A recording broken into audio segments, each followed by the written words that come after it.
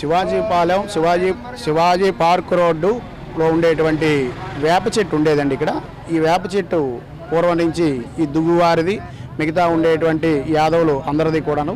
కాబట్టి ఆ యొక్క వేప చెట్టు ఆ అమ్మవారు తనంతటా తానే కింద పడిపోవటం వలన ఆ వేప చెట్టుని తీసి పైడితల్లి అమ్మవారి దేవాలయంగా నిర్మాణం వాళ్ళు చేయడం జరిగింది.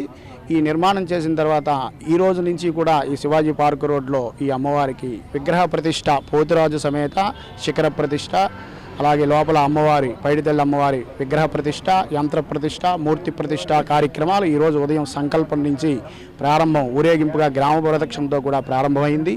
ఇలాగ ఉదయం ఈ యొక్క మండపల అర్చనలు, అలాగే కంకణధారణ, విఘ్నేశ్వర పూజ, పుణ్యాహవాచన, పంచగవ్య ప్రాసన ఇవనేటువంటి కార్యక్రమాలు, దీక్షావస్త్రధారణ ఇవనేటువంటి కార్యక్రమాలు ఇప్పుడు కార్యక్రమాలు అంకురారోపణతో జరుగుతున్నాయి. అలాగే ఇప్పుడు ఈ కార్యక్రమాలు మధ్యాహ్నం 12:30-1 గంటతో ఈ కార్యక్రమాలు పూర్తవుతాయి. మరలా సాయంకాలం అగ్ని ప్రతిష్టాపన కార్యక్రమం 5:30 గంటలకి జరుగుతుంది. అగ్ని ప్రతిష్టాపన కార్యక్రమం అయిన తర్వాత తదుపరి మండప అర్చనలు కూడా జరుగుతాయి. ఈరోజు పూజా కార్యక్రమాలు. ఈ అమ్మవారి మొదటి రోజుగా జలాదివాసం, అంటే అమ్మవారి గ్రామ ప్రదక్షిణతో కూడా జలాదివాసం అనేటువంటి అధివాసం అనేటువంటి కార్యక్రమంతో ఈరోజు రాత్రి 8 గంటల వరకు ఈరోజు పూజా కార్యక్రమాలు జరుగుతాయండి. అలాగే రేపు మరలా ఉదయం 5:30 దగ్గర నుంచి సుప్రభాత సేవతో అమ్మవారికి ఈ పూజా కార్యక్రమాలు ప్రారంభమవుతాయి.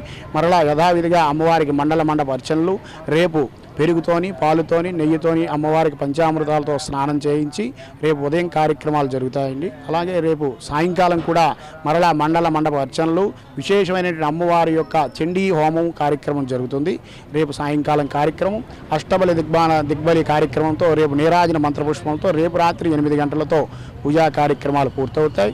అలాగే ఈ ఏకశాల పూజా కార్యక్రమాలు ఎల్లుండి ఉదయం, అనగా ఆదివారం నాడు ఉదయం పూజా కార్యక్రమాలు ఉదయాన్నే మరలా యథావిధిగా 5:30కి ఆ యొక్క సుప్రభాత సేవా కార్యక్రమంతో ప్రారంభమయ్యి మరలా 6:30 పూర్ణాహుతి అనేటువంటి కార్యక్రమం జరగబడుతుంది. అలాగే 7:55 ఆ యొక్క లగ్న ప్రకారంగా కూడా అమ్మవారిని దేవాలయ గర్భాలయంలో ప్రతిష్టా కార్యక్రమం, మీదని శిఖర ప్రతిష్ట, ఎదురుగా పోతురాజు విగ్రహ ప్రతిష్ట కార్యక్రమం ఈ గ్రామ పురజనులు, అలాగే ఇక్కడ ఉండేటువంటి పండితోత్తములైనటువంటి బ్రహ్మశ్రీ జోస్యుల దుర్గాగోపాల శర్మ గారి ఆధ్వర్యంలో, అలాగే ఈ యొక్క గ్రామ పురోహితులైనటువంటి వేమకోటి ఉమామహేశ్వర శర్మ గారి యొక్క పర్యవేక్షణలో ఈ యొక్క దువ్వివారు, మిగతా ఉండేటువంటి యాదవులందరూ కూడా, వాళ్ళ యొక్క బంధువులందరూ కూడా ఈ యొక్క కార్యక్రమంలో పాల్గొని ఈ యొక్క కార్యక్రమాన్ని జరిపిస్తూ ఈ 3 రోజులు కూడా ఈ కార్యక్రమాన్ని జరిపిస్తున్నారండి. ఇది ఇక్కడ జరుగుతుంది. అంటే మాకే సరిగ్గా తెలియదు. మా నాన్నలు కూడా ఇక్కడ వేప చెట్టు ఉండేది. ఆ వేప చెట్టు ఏంటంటే మొన్న వర్షానికి పడిపోయిన తర్వాత అప్పటికి వాళ్ళు కూడా దీన్ని పూజించేవారు. ఏదో పండగ కూడా చేసేవారట, మాకే తెలియదు. ఆ పండగ చేసేవారట. తర్వాత వేప చెట్టు కూడా మేము కూడా దాన్ని అనుమతిగా తీసుకొని మేము కూడా పూజలు చేయడం అన్నీ చేసేవాళ్ళం, కానీ పండగ చేసేవాళ్ళం కాదు. ఎలా చేయాలి ఏంటనేది మాకు తెలియదు. పెద్దలు మాతో ఎవరు లేరు. అందు గురించి ఈ వేప చెట్టు ఎప్పుడైతే పడిపోయిందో దాన్ని కట్ చేయించేసి దాని ప్లేస్లోనే మళ్ళీ గుడి కట్టేసుకున్నాం పర్మనెంట్గా. ఊరు అందరూ మొత్తం అంతా డొనేట్ చేశారు, అందరి సహకారంతో ఇచ్చేసాం. అంటే ఈ అమ్మవారు చాలా సత్యమైన అమ్మవారు. దానివల్ల మాకు మంచి జరుగుతుందని మేము ఆశిస్తున్నాం. 3 రోజుల పాటు జరుగుతుంది కదా, ఈ అమ్మవారి యొక్క ప్రత్యేకత ఏమిటి? గతంలో అమ్మవారు వేప చెట్టు ఉండేది అంటున్నారు, ఇప్పుడు విగ్రహం ప్రతిష్ఠిస్తున్నారు. మీకు ఏమనిపిస్తుంది? నమస్తే అండి. ఈ కార్యక్రమం చేయడం మేము చాలా ఆనందంగా ఉంది. మా చేతుల మీద జరగడం ఇంకా చాలా ఆనందంగా ఉంది. మా తాతల గారి కాలంలోనే ఈ పండుగ చేసేవారు. ఇప్పుడు ఆ వేప చెట్టు రూపంలో ఉండేది. ఇప్పుడు ఆ వేప చెట్టు పడిపోయినాక మేము విగ్రహం రూపంలో చేసి ఈ కార్యక్రమాన్ని చేస్తున్నామండి. ఈ కార్యక్రమం చేసినందుకు మేము చాలా ఆనందంగా ఉందండి. మా వరకు చేసినందుకు, మాకు ఈ అవకాశం ఇచ్చినందుకు ఆ దేవుడికి అందరికీ కూడా మేము చాలా రుణపడి ఉంటామని కోరుకుంటున్నాం. అందరికీ నమస్కారం.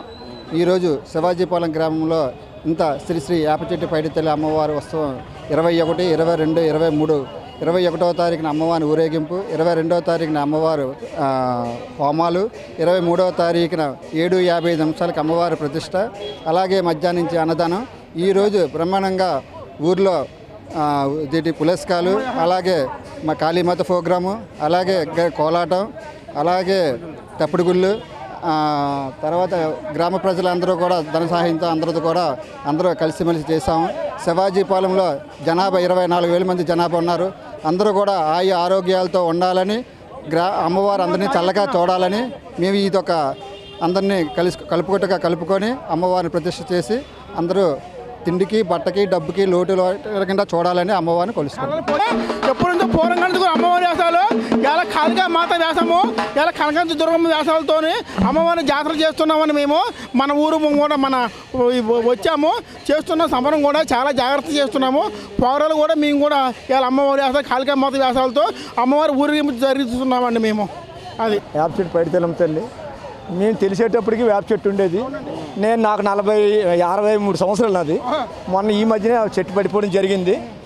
తర్వాత ఏంటంటే మా గ్రామంలో అందరూ మాట్లాడి అమ్మవారి గుడి కడదాం అనేసి అందరి దగ్గర డొనేషన్ చేసి గుడి కట్టడం జరిగింది.